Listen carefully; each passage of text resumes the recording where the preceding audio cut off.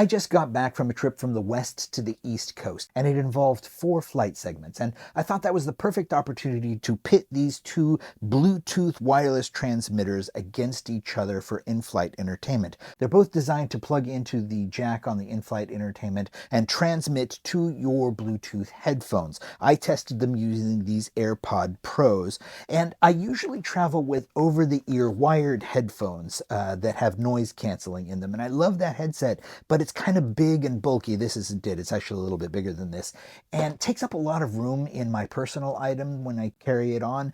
And so I thought I'd go ahead and try testing these with my AirPod Pros to see if the noise canceling in here will work for in-flight entertainment for me. I've got to have noise canceling. Without the noise canceling, it's very difficult for me to listen to in-flight entertainment. I don't know what's wrong with my ears, but something.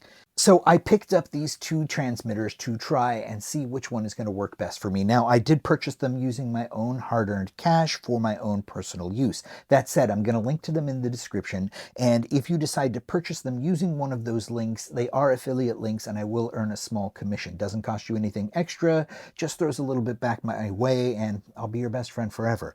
Now, the very first thing about these, each of these has one feature that the other doesn't. That's a pretty big feature and might be the determining factor on which of these is best for you. The Nulaxy adapter is not only a Bluetooth transmitter, transmitting from the in-flight entertainment or whatever you're plugging it into to your Bluetooth headset, it's actually a receiver as well. So you can actually stream from your Bluetooth device, like a phone, to this receiver, plug it into, say, the audio jack on your car or a stereo or a speaker and stream your music to the device. So it goes both ways. This one doesn't go both ways, but what this one does is it actually allows you to connect more than one headset at a time. So you can have up to 2 headsets. So you can plug this into the jack on the in-flight entertainment and transmit to your own headset as well as your partner's headset, and you can both watch the same movie at the same time, which is kind of a pretty cool feature. So there you go. They both come with a USB-A to USB-C cable for charging them up. The battery life on both of them seems to be really good because I charged them up before we left and I never charged them up again. In fact, they still haven't been recharged since we got back. So they've both got hours of in-flight entertainment on them without having to recharge, and I didn't get any low battery warning. So that's a good feature. So they're both very robust there. They both come with these old school 2-prong airline adapters. And if you would have asked me about a month and a half, 2 months ago about these, I would have said that they're useless. Nobody uses that anymore. But the whole genesis of getting these in the first place is that I found myself upgraded to a Delta One Studio seat a couple of months ago. And the jack for the in-flight entertainment was this old school 2-prong jack. And my wired headset didn't work with it. It wasn't compatible. So I had to use the Delta provided headphones, which were very nice, but had no noise canceling. And without noise canceling, I don't know why, it's very difficult for me to hear in-flight entertainment.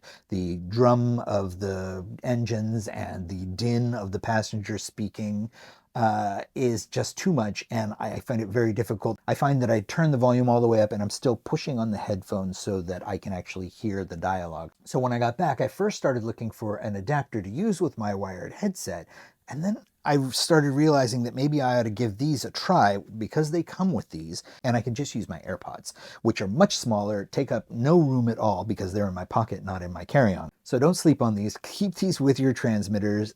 You never know when you might inadvertently find them to come in handy. Now, the SafeFly also comes with this little adapter for 2 male ends. So you can plug a male in here and a male end here. And so if the speaker, whatever it is that you're plugging into, actually already has its own cable built in, and that has a male end, you'll be able to plug this transmitter into that still, and you're still good to go. So that's a nice little bonus here that the SafeFly has that the Nulaxy does not. Also, the SafeFly comes with this little click like keychain adapter, so you can hang it off a keychain or hang it on something.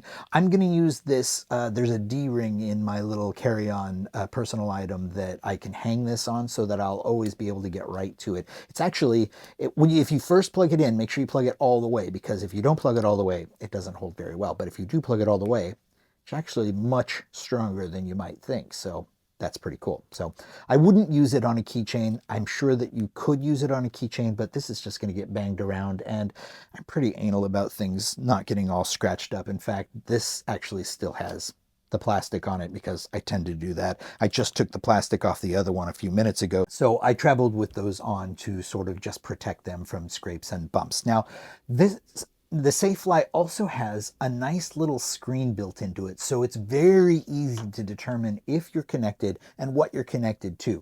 You'll be able to see in the video that I shot that it's connected to my AirPods Pro, and you can see the name of them on the little screen. So that's pretty cool. It's also got a little battery indicator, so you can see right now it says it's connecting. That's pretty handy to figure out whether or not you're connected or not.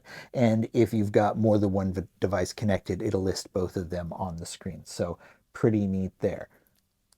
Turn that back off. It has an on and off button as well.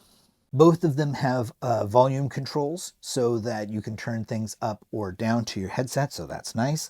So both of them performed very well. It's really a matter of if you like the convenience features of a nice little screen, of the simplicity, or the ability to also receive as well as transmit on the Nulaxy.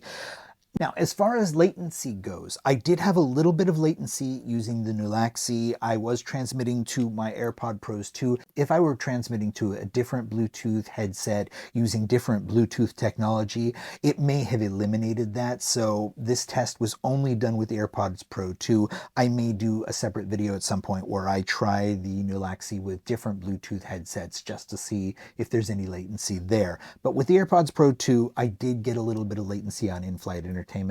With the SafeFly, I had a little bit of latency at first, and that went away very quickly. I think I watched 3 or 4 movies using this one, and I noticed almost no latency with this as the flights went on. So my final judgment, if you need to both transmit and receive, the Nulaxy is a no-brainer. If you're going to want to stream from one device to another, this will be your receiver. And if it's audio only, you wouldn't notice any latency issues anyway. For in-flight entertainment and my particular situation, it's going to be the SafeFly. I like that it has the display. I like that it can connect to more than one device at a time. And the fact that I had almost no latency issues with my AirPods Pro. So I hope this helps.